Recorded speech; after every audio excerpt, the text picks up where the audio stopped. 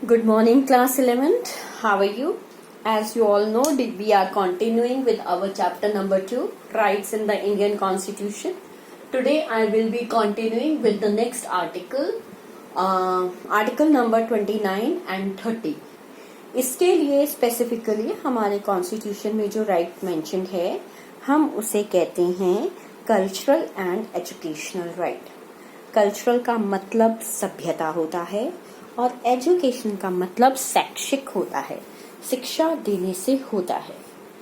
हम जब बात करते हैं right to cultural and educational rights की, तो यहाँ पर हम सबसे पहले दिमाग में रखते हैं अबाउट इंडियन सोसाइटी।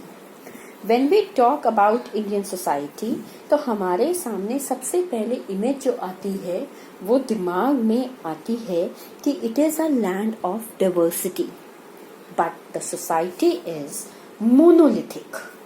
मैंने यहाँ पर वर्ड दिया हुआ है मोनोलिथिक, ठीक है। मोनोलिथिक का मतलब होता है कि जैसे कि एक मतलब एज के हिसाब से लिखा हुआ है कि एक बहुत बड़ा पत्थर है जिसके ऊपर सब कुछ लिखा हुआ है, ठीक है, उसी के ऊपर ही सब चीज कम मतलब टिकी हुई है। सोसाइटी हमारी एक ही है जिसके ऊपर हमारे समाज की डाइवर्सिटी निर्भर करती है। रिजल्ट क्या है कि हमारे देश में बहुत सारे ग्रुप्स ऐसे हैं जो डाइवर्सिटी होने के कारण बहुत छोटे छोटे ग्रुप्स में बटे हुए हैं। ऐसे में हमारे कॉन्स्टिट्यूशन ने ये कहा, अगर हमें इंडिया की अखंडता में प्रभुता, डाइवर्सिटी एंड इंटीग्रिटी को मैनेज करना है और डाइवर्सिटी को अपनी स्ट्रेंथ की तरह इस्तेमाल करना है, तो बहुत ज्यादा जरूरी है that minorities should be given right to maintain their cultures. यहाँ पर जब हम कल्चर की बात करते हैं तो ये कहा जाता है कि न्यूमेरिकली जो लेसन नंबर लोग हैं वो सिर्फ अपनी सभ्यता को ही सुरक्षित नहीं रख सकते, they can also take care of their languages. अगर कोई मिनॉरिटीज हैं जो अपने आप को कॉमन लैंग्वेज के आधार पर या कॉमन रिलीजन के आधार पर अलग मानती हैं, दे आर लिविंग, रिसाइडिंग और belonging to any part of a country, और they on a whole are living in a country, are not cannot be outnumbered by some or the other social segments या social sections। आपको याद है एक picture आई थी चक दे India, उसमें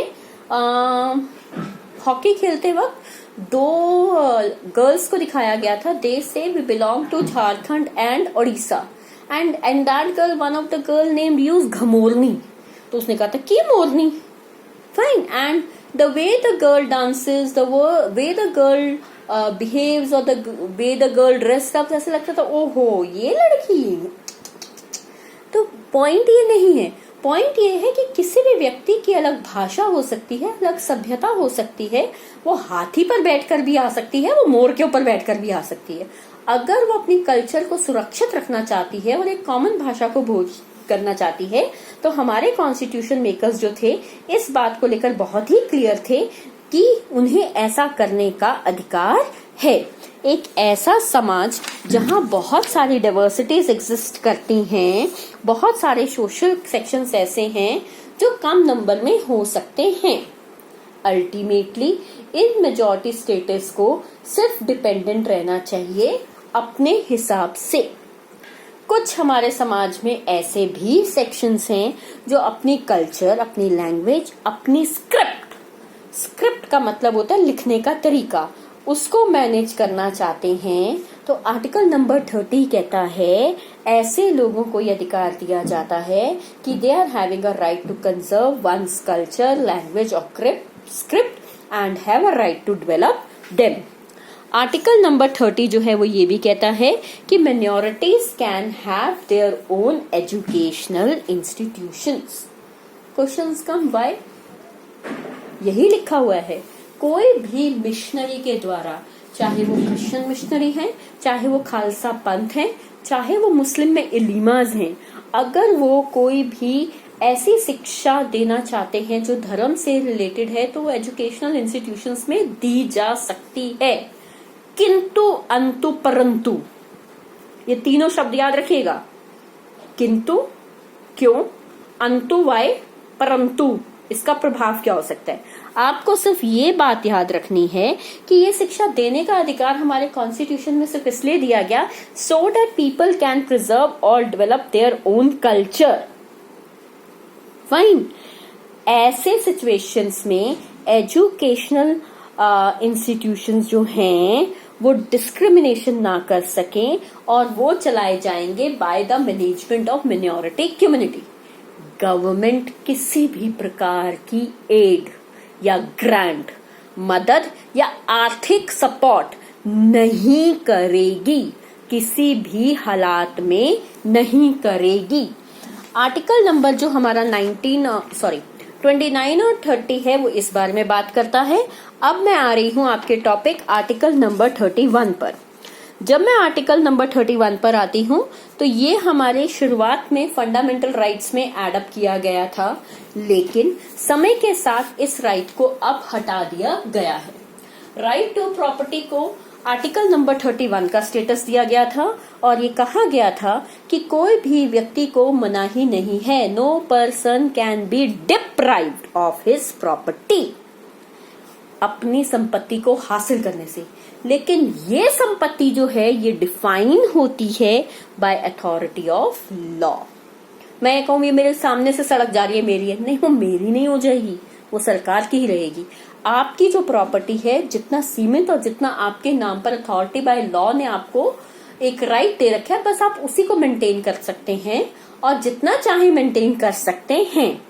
ये भी प्रोवाइड किया गया था कि अगर किसी कारण से सड़क बनाने के लिए, ब्रिज बनाने के लिए, एयरपोर्ट बनाने के लिए या किसी भी इंफ्रास्ट्रक्चर और गवर्नमेंट स्कीम के तहत या पब्लिक पर्पस के तहत अगर किसी व्यक्ति की प्राइवेट प्रॉपर्टी को लिया जाता है तो उसे ड्यू कंपनसेशन दिया जाएगा। यही कारण है कि आज भी जब हम कोई भी हाईवे बनाते हैं, किसी किसान के बीच में खेत आ रहे होते हैं या कोई नहर या कैनाल बनाई जा रही होती है और किसी का खेत आ रहा होता है तो उसको ड्यू कंपनसेशन दिया जाता है।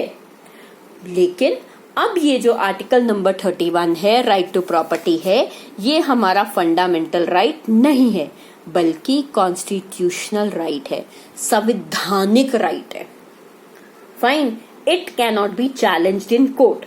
ये चेंजेस आए हमारे देश में 44th अमेंडमेंट के दौरान। हमारे देश में कॉन्स्टिट्यूशन को 44th अमेंडमेंट हुआ है 1978 में और राइट टू प्रॉपर्टी को एक नया आर्टिकल दे दिया गया है जिसे हम कहते हैं आर्टिकल 300A। ये इसलिए भी किया गया था ताकि जो डिफरेंस है रिच और पुअर का हमारे समाज में उसको मिनिमाइज किया जा सके, उसे डिक्रीज किया जा सके। आज के लिए बच्चे इतना ही। नेक्स्ट क्लास में हम बहुत इंपॉर्टेंट राइट करेंगे, राइट टू कॉन्स्टिट्यूशनल रेमेडीज।